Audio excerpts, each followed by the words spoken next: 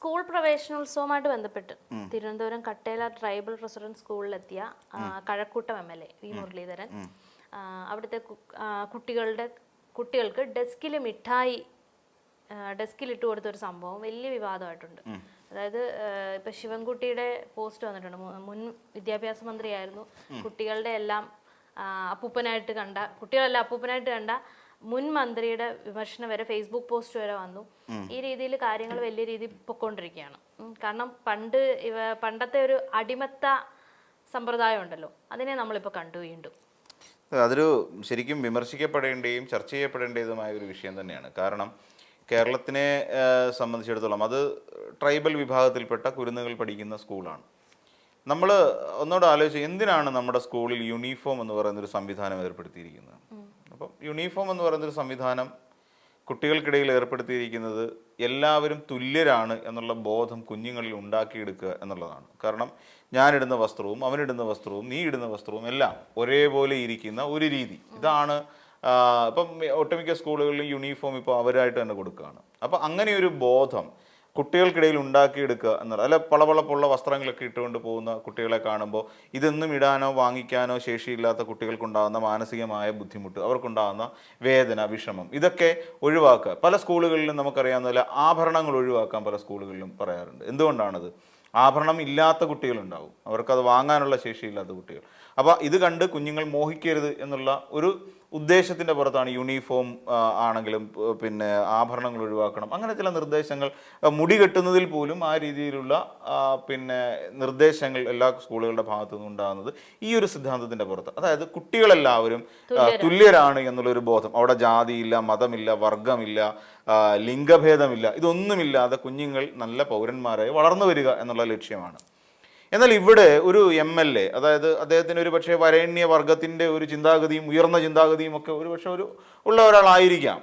ആ MLA അവിടേക്ക് ചെല്ലുമ്പോൾ ആ കുഞ്ഞുങ്ങൾക്ക് ഒരു പാത്രം എടുക്കുക, ഒരു പാത്രത്തിലേക്ക് പുള്ളി പറയുന്നത് പിന്നെ സമയക്കുറവ് കാരണം എല്ലാ കുട്ടികൾക്കും കൊടുക്കാൻ പറ്റാത്തത് കൊണ്ട് ഓരോ കുട്ടികളുടെയും കയ്യിലേക്ക് കൊടുക്കുമ്പോൾ സമയം പോകും.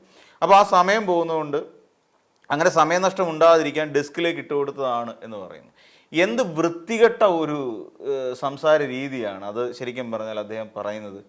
അത്രയ്ക്ക് മോശമായ ഒരു സമീപനമാണ് MLA യുടെ ഭാഗത്തു നിന്നുണ്ടായത്. വി മുരളീധരൻ എന്ന് പറയുന്ന ആളുടെ അദ്ദേഹത്തിൻ്റെ സംഘപരിവാർ ആശയങ്ങൾ, അദ്ദേഹത്തിൻ്റെ സംഘപരിവാർ ചിന്തകൾ, ഇതിനെയൊക്കെ സ്കൂൾ കുട്ടികളുടെ തലയിലേക്ക് കൊണ്ട് കുത്തിവെക്കരുത് എന്നുള്ളതാണ്. അദ്ദേഹം പറയുന്നത് മന്ത്രി അപ്പൂപ്പൻ്റെ, അതായത് അദ്ദേഹം പിന്നെ മന്ത്രിയായിരിക്കുന്ന സഭയിലുള്ള സമയത്താണല്ലോ ഇവിടെ ഒരു വലിയ വിഷയം ഉണ്ടാകുന്നത്, കയ്യാങ്കളി കേസ്. അപ്പോൾ സഭ തകർത്ത മന്ത്രി അപ്പൂപ്പൻ്റെ സംസ്കാരമല്ല എൻ്റേത്, ആ സംസ്കാരം പഠിപ്പിക്കാൻ വരരുത് എന്ന് പറയുന്നെങ്കിൽ തന്നെയും അത് പിന്നെ മുരളീധരൻ ഉയർത്തിയൊരു വാദമാണ്.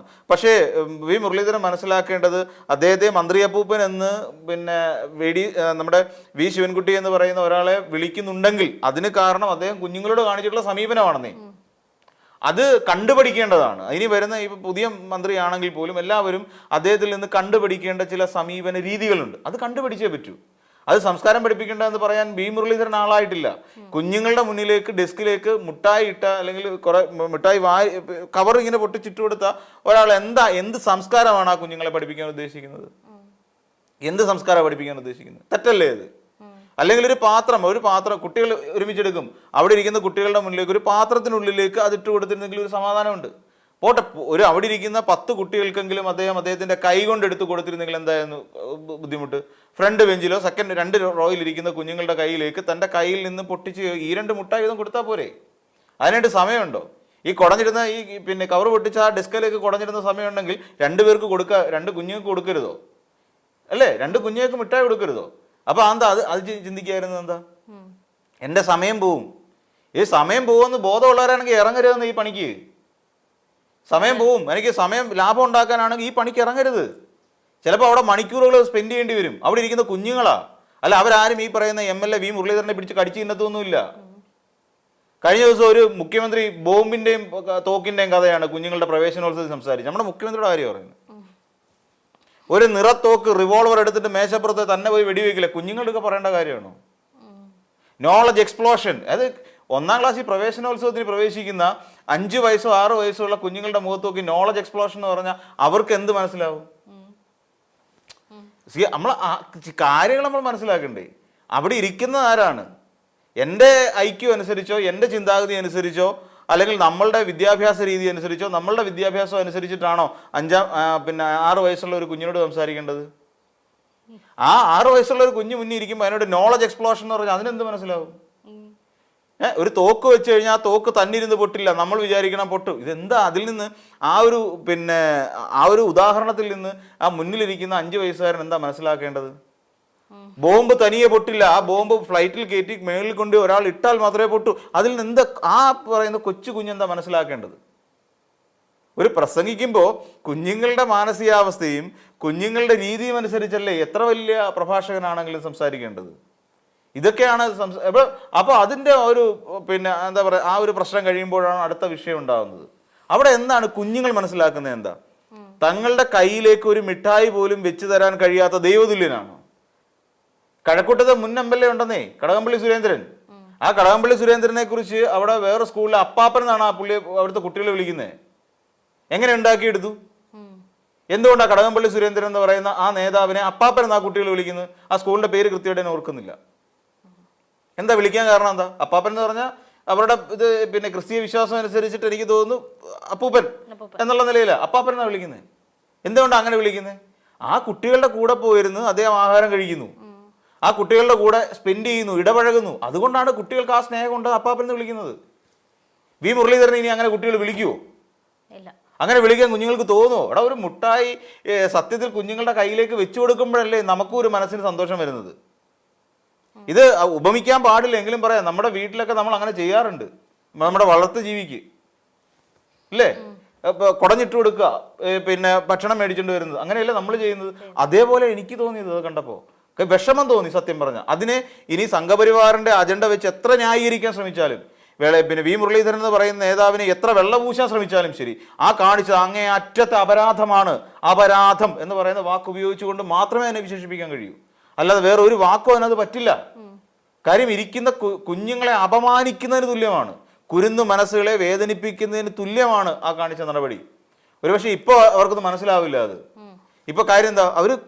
അവർക്ക് സ്വീറ്റ്സ് കിട്ടിയാൽ മതി, അവർക്കത് എങ്ങനെ കൊടുത്തു എന്നുള്ളതല്ല.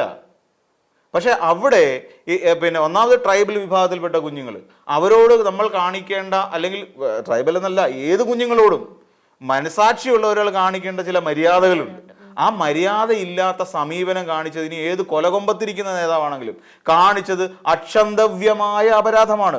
അതിനെ ഇനി എന്തൊക്കെ കൊണ്ട് ന്യായീകരിക്കാൻ ശ്രമിച്ചാലും, അതിനി മന്ത്രി അപ്പൂപ്പനെ ഇട്ട് കൊളവാക്കിയിട്ട് അല്ലെങ്കിൽ മന്ത്രി അപ്പൂപ്പൻ്റെ സംസ്കാരത്തെക്കുറിച്ച് പറഞ്ഞിരുന്നാലും ശരി, ഈ സംസ്കാരം ഉൾക്കൊള്ളാൻ തൽക്കാലം നമ്മളെപ്പോലുള്ളവർക്ക് ബുദ്ധിമുട്ടുണ്ട്. കാരണം നമ്മളും കുഞ്ഞുങ്ങളെ വളർത്തുന്നവരാണ്, നമ്മളും കുട്ടികളുടെ ഇടപഴകുന്നവരാണ്. നമുക്കും അവരോടൊപ്പം കളിക്കാനും ചിരിക്കാനും സന്തോഷിക്കാനും ഒക്കെ നമുക്കറിയാം. ഇപ്പം കഴിഞ്ഞ ദിവസം നമുക്കറിയാം, ഒരു പിഞ്ചു കുഞ്ഞ്, 1.5 വയസ്സുള്ള ഒരു കുഞ്ഞ്, അതിൻ്റെ ഒരു ജീവിതാവസ്ഥയെന്ന് ആലോചിച്ച് നോക്കിക്കോളൂ. സ്വന്തം അച്ഛനും അമ്മ ഇന്ന് ഇവിടെ കരുനാഗപ്പള്ളിയിൽ ഒരു സംഭവം, മൈനാഗപ്പള്ളി എന്ന് പറയുന്ന സ്ഥലത്തൊരു സംഭവം നടക്കുന്നു. കുഞ്ഞ് 10 വയസ്സുകാരന് കുഞ്ഞിന്റെ ദേഹത്ത് വെള്ളം പൊള്ളിക്കുന്നു. എന്തൊക്കെ സംഭവങ്ങൾ നമ്മുടെ നാട്ടിലുണ്ടാവുന്നു.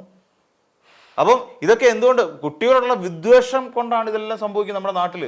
അപ്പോൾ ഇത്തരത്തിലുള്ള ദുരിതങ്ങളും ദുരന്തങ്ങളും ഉണ്ടായിക്കൊണ്ടിരിക്കുന്ന ഈ നാട്ടിൽ പഠിക്കാനായി തയ്യാറായി വന്നിരിക്കുന്ന കുഞ്ഞുങ്ങളുടെ മുന്നിലേക്ക് മിഠായി പൊട്ടിച്ച് ഡെസ്കിൽ വിതറിയിട്ട് കൊടുക്കുന്ന ഈ ഒരു സമീപനം ഒട്ടും ശരിയല്ല. ഇത് നാളെ ഒരിക്കലും ഒരാൾ പോലും മാതൃകയാക്കാൻ പാടില്ലാത്ത അപരാധമാണ് ചെയ്തതെന്ന് പറയേണ്ടി വരും.